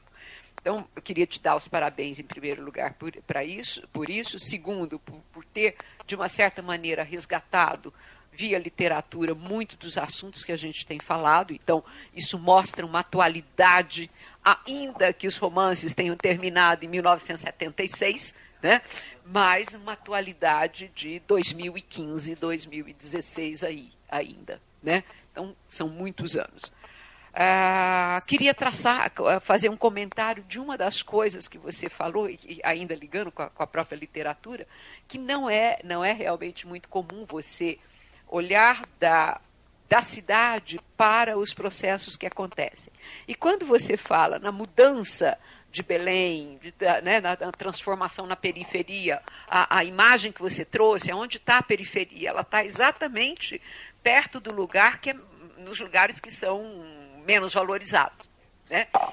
Obviamente, isso tem por trás, me fez lembrar, né, quando eu comecei a frequentar e depois estudar um pouco as mudanças de Haussmann para Paris, né? Teve um escritor que trabalhou muito essas histórias que passavam lá, que é o Zola. Né? Quando você fala de Belém, eu me lembrei do Lacourré. Lacourré é a transformação, é o rompimento de Paris, é cortar Paris para fazer as grandes avenidas, não só numa noção higienista, mas numa noção também de, né, embelezamento, de supervalorização. E quem tinha a chave disso, né, era o intendente da prefeitura, que ele sabia exatamente aonde as avenidas iriam passar. Então, né, não é livre de... alguns desses planos não são livres de um processo especulativo que vem acelerado atrás e que transforma a cidade mesmo e joga quem tem pouca condição para uma periferia cada vez mais distante. Infelizmente, Haussmann foi do século XIX, início do século XIX, e até hoje a gente ainda vê coisas muito parecidas nas metrópoles brasileiras. E você mostrou o livro da metrópole também. Então, a gente poderia achar um conjunto de coisas, mas é bastante interessante. Eu não sei se isso, os comentários em gerais, mas é uma pergunta muito direta. Vendo a história do Dalcídio, eu ia te perguntar por que você se interessou. Então, não é essa mais a pergunta, porque a história dele né, os romances dele são muito interessantes. Mas a pergunta talvez seja, você já conhecia toda a história dele, os 10 romances, a partir daí que você começou a estudar, ou você o descobriu pouco a pouco? Então, Nelly e Juliana, antes de mais nada, eu agradeço a vocês por terem organizado esse ciclo que é muito inspirador. A gente, através desses... São diálogos, realmente, sobre a Amazônia, sobre o nosso mundo, e isso me fascinou desde o início. Agradeço também a Cláudia. Viu, Cláudia? Foi graças a um e-mail seu que eu ainda estava hesitando no meio do caminho se eu ia ou não à primeira conferência da Marina Silva, que era inclusive por causa de uma greve lá num outro prédio, e foi por acaso que eu vim parar aqui. E desde então, olha, muito obrigado por essa força inspiradora. Então, deixa eu ver, a pergunta pontual agora... o conhecimento. Eu conheci através deixa eu ver, o meu primeiro contato foi em 1998, que eu recebi um convite para integrar a banca do Paulo Nunes, professor da UNAMA, que estudou, na época, o Chove nos Campos de Cachoeira. Então, foi aí o meu primeiro contato. Aí... participei de um simpósio no início, o simpósio foi em 2001, por ocasião dos 60 anos da publicação da obra de estreia. Mas aí naquela época o que eu estava fazendo? Eu estava escrevendo sobre, finalmente, o meu livro sobre o Grande Sertão Veredas, que foi a razão da minha vinda para o Brasil. Inclusive, você falou em MST, a gente fez montagens teatrais com um grupo de alunos aqui da Letras. Eu fiz paralelamente, nos anos 90, uma formação de ator na Escola de Arte Dramática aqui, na nossa universidade. Então, nós fizemos uma adaptação cênica de alguns momentos, algumas situações de Grande Sertão Veredas e apresentamos na escola do MST, eu acho que é Guararema, se não me engano, e também na periferia de Paris. 3 meses depois do então ministro do Interior Sarkozy ter falado essa frase que era preciso passar o Kercher e aí incendiaram-se os carros. Então nós tivemos lá, fizemos lá uma montagem, sempre com um grupo de jagunços que a gente recrutou na hora, atores que faziam o papel de jagunços. Nós levamos só 3 ou 4 atores daqui. Isso foram, digamos, os antecedentes dessa experiência de encenar Dalcídio Jurandir. Depois, deixa eu ver, depois eu tive que lidar com a edição brasileira das Passagens de Walter Benjamin, que foi a minha segunda fonte de inspiração, além do Guimarães Rosa. Então, esta obra foi publicada em 2006 e só então eu pude me dedicar para valer a Amazônia. Aí comecei então a viajar para Marajó, se bem que eu tinha ido uma primeira vez em 1990, quando encontrei o Padre Galo. E deixa eu ver ainda... Aí eu fiz no início de 2007, refiz o percurso do Francisco de Orellana, para conhecer a extensão completa, né? E desde então eu estou lidando com os romances do Dalcídio, um por um, e não é pouco chão esse, né, de passar por essas 3.000 páginas. Mas tem valido a pena. E quando você... Quer dizer, é um outro meio. Além da literatura propriamente dita, foram 2 outras inspirações. A do teatro, em que você justamente... A gente fez uma pequena amostra aqui. Né?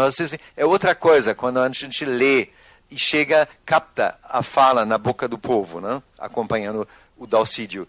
E não apenas faz deles um objeto de estudo, mas lhes dá a palavra, né? E o outro é justamente o diálogo com vocês que representam, para mim, as ciências humanas no que tem de mais estimulante. Ok, professor. Boa tarde. Tudo bem? Meu nome é Roosevelt, sou sociólogo. Trabalho com povos na Amazônia, sou do estado do Acre. O senhor fez aí uma viagem histórica, literária bem interessante, parabéns. Pegar um pouco do que a professora Juliana e do que a professora Nelly colocaram, falando sobre a questão do desenvolvimento na Amazônia hoje. Durante muito tempo, os povos da Amazônia foram vistos como um entrave ao desenvolvimento econômico do país. Esse amuleto da sorte, ele tem uma castanha aí dentro, o senhor sabia? Ele tem uma castanha aí. Tem uma questão também que o senhor falou, né, que os rios Né? Os rios lá, eles são como veias abertas. Né? Eduardo Galeano já disse isso, né? Que os rios são as veias abertas na América Latina. O ponto que eu quero falar com o senhor é que só colocou da borracha. A borracha, sabemos que Manaus e Belém eles não foram grandes produtores de borracha. Sabemos que toda a borracha ela vinha do Acre. E aí, essa questão, né, hoje, o Acre ele ficou um pouco esquecido. Inclusive, cai até no ideário, né, da população brasileira, o Acre existe, mas sabemos que toda essa questão, né, da borracha, né, foi tirada de lá, quando o senhor falou que foi para a Malásia, né, as sementes foram, né, traficadas para lá. Essa questão da Belle Époque, né, que o senhor colocou aí.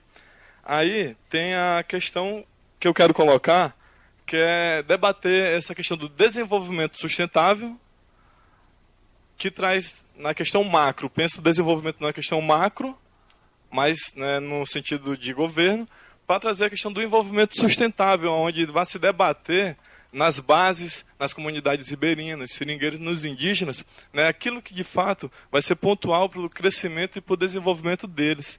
Para que não fique, como as professoras colocaram, eu estou aqui, mas nós existimos, olhem para nós. Porque todos os projetos que vêm, eles vêm da ponta, vêm de cima para baixo. Então seria legal a gente trocar essa ideia de desenvolvimento sustentável por envolvimento sustentável, onde nós pudéssemos estar dialogando nas bases, com as comunidades e envolvendo todos os demais setores da sociedade. Era mais isso daí que eu queria complementar. Né? Muito obrigado. Obrigado a você. O Acre não cheguei ainda a conhecer, eu estive perto, eu cheguei até Porto Velho, mas estive lá através dos escritos do Euclides da Cunha, né, que fez a viagem de demarcação dos limites, participou dessa viagem no início do século XX e publiquei um artigo com o nome O Mediterrâneo da América Latina, fazendo uma comparação entre essa visão que Euclides tem da Amazônia e o François Braudel. Né?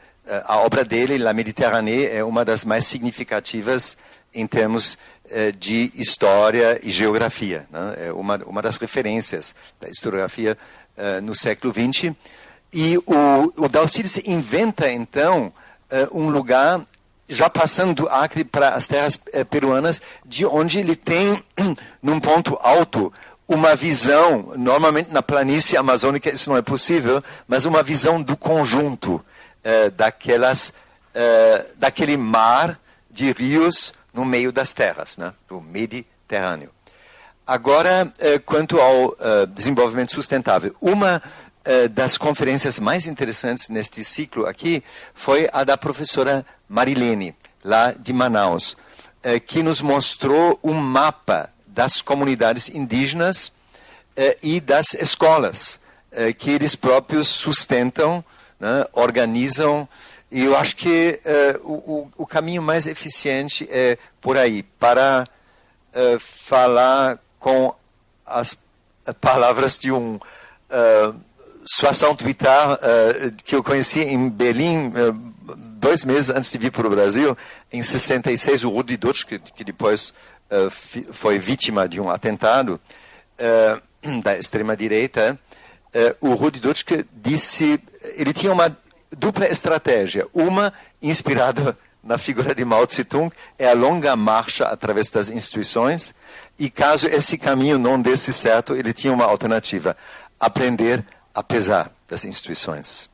E realmente, se cada um de nós aqui, dos que necessitam, seja no Acre, seja em outras partes da Amazônia, tomam a iniciativa de dizer, nós vamos agora, apesar de não existir escola aqui, disso ser negligência, nós vamos formar a nossa própria comunidade de aprendizagem, isso acaba dando certo. Nós temos lá no Acre, professor, nós temos lá no Acre, particularmente voltado para as populações indígenas, o ensino bilíngue. Tem um departamento específico dentro da secretaria que trabalha isso. Os professores indígenas, né, eles vêm, fazem o curso de formação no início do ano, basicamente no mês de fevereiro e março, que é o período do inverno. onde fica melhor para se navegar nos rios, eles vêm, saem das suas, né, comunidades. Você sabe que os índios eles moram nas cabeceiras dos rios. Então eles vêm lá para a Universidade Federal do Acre e durante 2 semanas passam por formação continuada e eles voltam para suas comunidades. Então o ensino lá é bilíngue, né? Primeiramente na língua indígena, e o campo, a sala de aula é a própria floresta. Posteriormente ele volta para o ensino na língua do português. Nós também temos uma questão para produtores rurais e extrativistas, que é um projeto chamado Asas da Florestania, que é desenvolvido em parceria com a Fundação Roberto Marinho, que é a escolarização em áreas rurais de difícil acesso, aonde o governo ele manda o professor. Imagina uma escola, 3 dias subir no rio, onde tem uma comunidade lá, não tem nenhum profissional. Então manda o professor e a própria comunidade ela se mobiliza, faz uma escola e o governo simplesmente manda o professor e o material didático. Então, assim, são exemplos de quando a comunidade se envolve com o governo junto, né, de resultados concretos.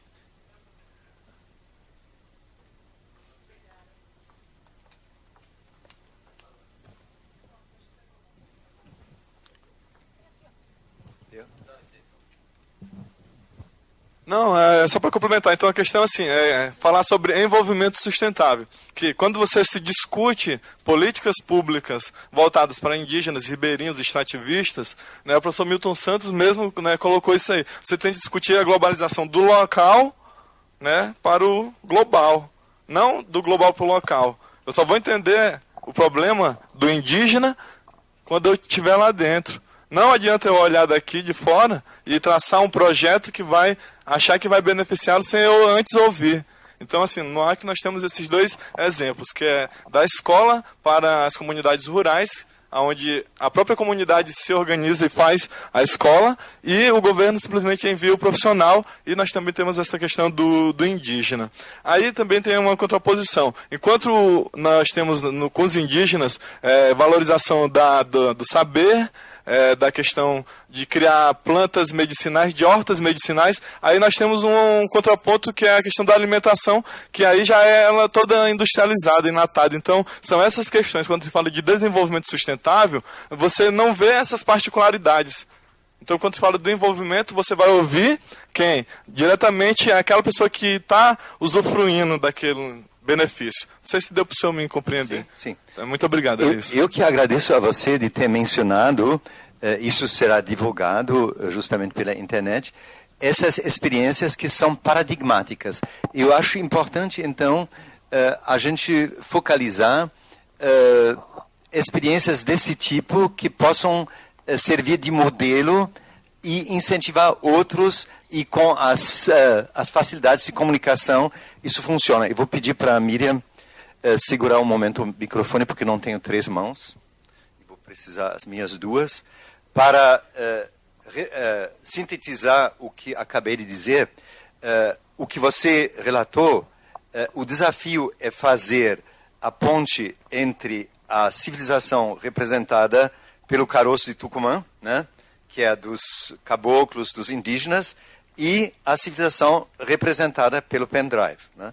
E o que você já realizou, isso eu estou apenas te mostrando o espelho da tua fala.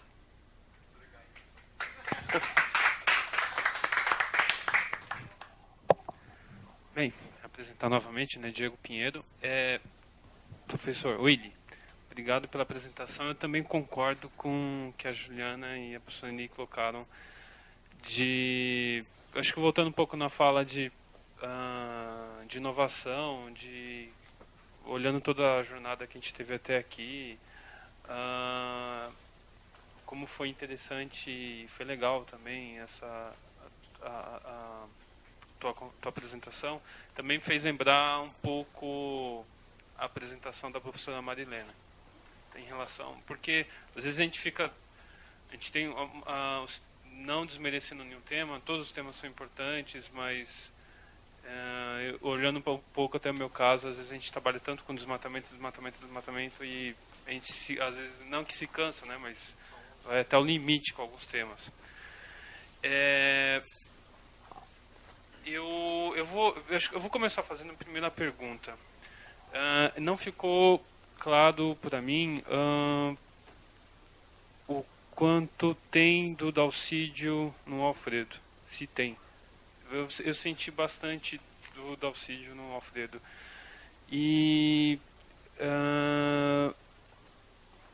voltando, pensando na apresentação, ainda o tema da borracha, você mencionou o traficante inglês, o Alexander, esqueci o nome dele. Deixa eu ver. Vai nos ocorrer. Vai nos ocorrer. Henry Wickham. Isso. Obrigado. Outro dia eu estava lendo uma obra, acho que não sei se comentei com você ou o Sancler a respeito, sobre Fordlândia, do Greg Gardin. Veio o caso, o porquê da escolha do sítio de Fordlândia, porque é praticamente de frente à comunidade do Boim, que foi a comunidade onde foi feita a recolha do Rickman da muda. Essa foi um dos critérios de escolha da companhia Ford, do sítio. E também o que me fez lembrar o livro foi o fracasso, né? E uma das razões do fracasso era por causa do endemismo da évia, da seringueira.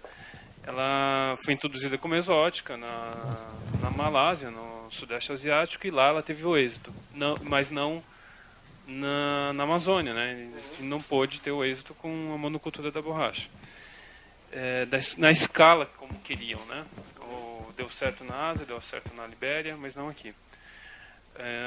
E também me veio em mente o choque na época, porque isso a gente está voltando ao início do século, isso foi nos idos de 1920 até 40, ainda pouco tempo após a escravidão. Fazendo a revisão biográfica para o meu trabalho e tal, eu cheguei a notar que quanto essa questão da escravidão ela ficou um pouco apagada mesmo, o quanto ficou tão presente ainda na estrutura social, não só no Brasil, mas na Amazônia também, em relação a como está na obra do Dalcídio, né, no último livro dele, Os Cidadãos de Primeiro Gênero, Segundo Gênero, os Caboclos. E para terminar,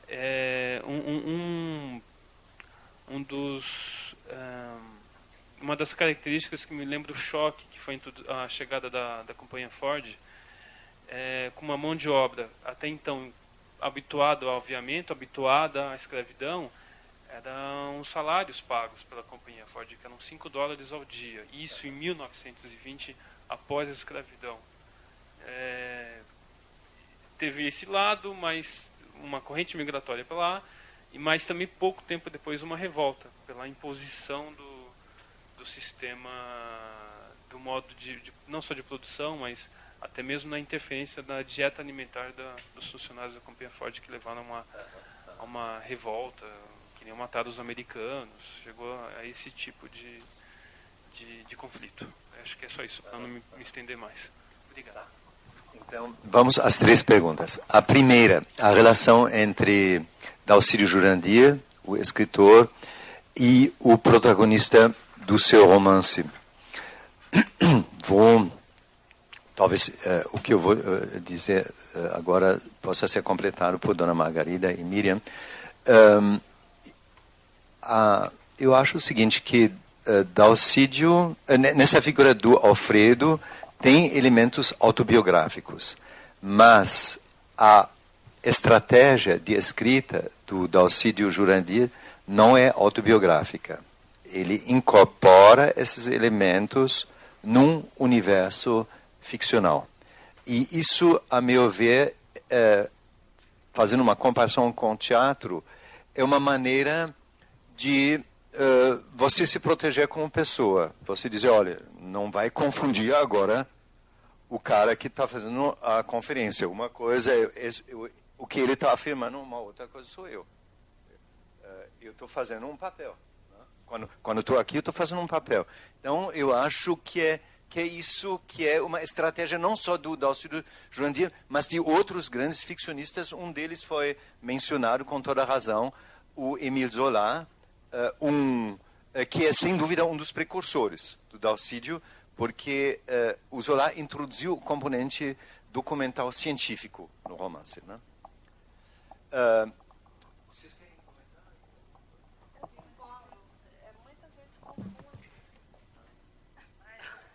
Muita gente confunde, porque ele é uma vivência dele, mas não é a vida dele.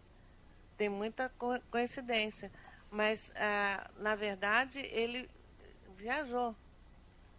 O Alfredo foi muito mais além que ele, que o autor. Então ele deu liberdade ao Alfredo. Uma vez eu era muito nova, estava lendo um livro dele e o livro não tinha pontuação. Era direto, uma folha, outra folha. Aí eu falei, pai, eu acho que esqueceram de rever isso, não tem vírgula, não tem ponto. Ele falou, mas isso daí não esqueceram. É assim, quando você está pensando sozinha, você começa a pensar numa coisa, essa coisa se liga a outra, se liga a outra, não tem pontuação. Esse é o Alfredo sonhando, pensando. Então, é uma figura assim, muito difícil, às vezes, de entender, e precisava dele estar ali junto para explicar, né? Então, tem muita coisa dele. Eu acho que ele se baseia na experiência que ele teve, mas tem muita coisa dos outros, de outras pessoas, que ele coloca ali, mesmo na mente do Alfredo. O Carocinho de Tucumã é uma delas. Essa é uma das coisas fascinantes. Ele criou o Carocinho. É uma das coisas fascinantes. Isso acontece também nas festas, né? Em que nós todos, individualmente e coletivamente, aprendemos a entrar na ficção e em sair dela, né? A outra questão a respeito da Fordlândia. Tem num dos primeiros 3 romances do Alcídio uma referência explícita à Fordlândia, né? Agora, os detalhes da Fordlândia não conheço. A respeito da plantação científica, é de lembrar o seguinte, essa informação é do Roberto Santos, autor da História Econômica da Amazônia. Ele disse então que o Wickham, que tinha também algo de aventureiro, ele catou 70 mil sementes e os transportou para a Inglaterra. Primeiro, essas sementes foram cultivadas na Inglaterra, num viveiro lá. E 10% deram certo. E essas 7 mil mudas foram levadas para a Ásia. E aí o controle da plantação era científico. Quer dizer, na Amazônia, como relata ainda o Santos, fizeram-se umas propostas, isso é até hilariante, mais ou menos por volta de propostas oficiais de 1919, quando... 1912, quando faltavam poucos meses para chegar a notícia de que a Ásia estava léguas e léguas na frente, né? Agora, quais foram os fracassos específicos da Fordlândia? Eu acho que existem estudos específicos sobre isso, né? Tem tese. Agora, sobre a questão da escravidão. Claro que a escravidão, em princípio, terminou em 1889, mas um fenômeno de longuíssima duração, como a escravidão, deixa evidentemente as suas marcas na sociedade, e tem variantes que sobrevivem, por exemplo, o próprio regime dos seringueiros, como você sabe, Euclides da Cunha descreve isso, no momento em que a escravidão, em termos de data, já tinha terminado. Os seringueiros não eram, então, escravos, mas eles estavam presos nos seringais, nos domínios dos seringalistas, justamente com esse esquema da dívida, né? Do aviamento, justamente. E isso é descrito... quer dizer, o próprio Euclides diz que é uma profissão, a do seringueiro, através do aviamento, que trabalha para escravizar-se. E talvez, bom, a gente tem no Acre o elemento, a experiência vivida e relatada por Chico Mendes, talvez o nosso colega possa dar mais elementos sobre isso. Sobre o sistema, a passagem a transformação o ressurgimento, digamos, da escravidão no sistema de aviamento? Bem, basicamente o nordestino ele foi a base, né, da mão de obra dos seringais acrianos. Ou seja, no intuito de querer enriquecer, não, vou sair, vou para a Amazônia, vou explorar, vou ganhar um dinheiro e vou voltar para minha cidade. Só que de lá ele já saía, né, já devendo, porque a passagem que para ele sair da cidade dele até chegar ao Acre era paga pelo seringalista. Então, a comida que ele comia, então quando ele chegava no seringal, ele já estava devendo. Então, como ele se tornou um escravo, vamos dizer assim, uma escravidão não negra, mas uma escravidão seringueira, foi nesse sentido, dele sair da cidade de origem dele até chegar no Acre, no intuito de enriquecer, chegava lá, ele descobria que estava devendo. E o seringueiro tem uma questão, na época ele não podia plantar.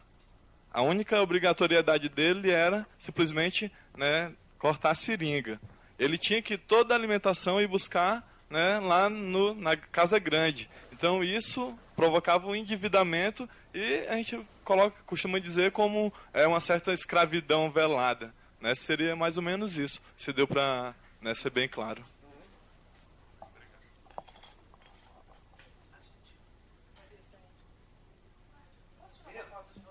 Claro, com todo prazer. Nossa, aqui.